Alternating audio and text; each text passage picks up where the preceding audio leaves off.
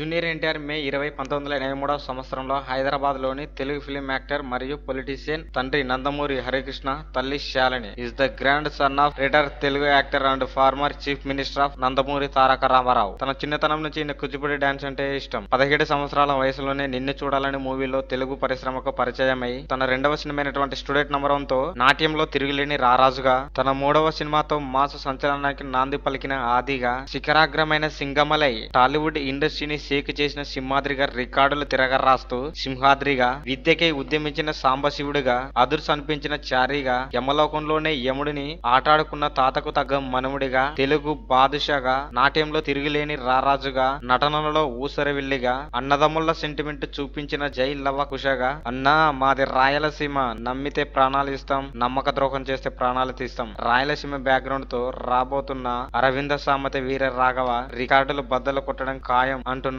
అభిమానులు. ఈ వీడియో కనుక మీకు నచ్చినట్లయితే లైక్ చేయండి, షేర్ చేయండి. నచ్చకపోతే కామెంట్ పెట్టండి. మరింత సమాచారం తెలుసుకున్నటకు మా ఛానల్ని వెంటనే సబ్స్క్రైబ్ చేసుకోండి.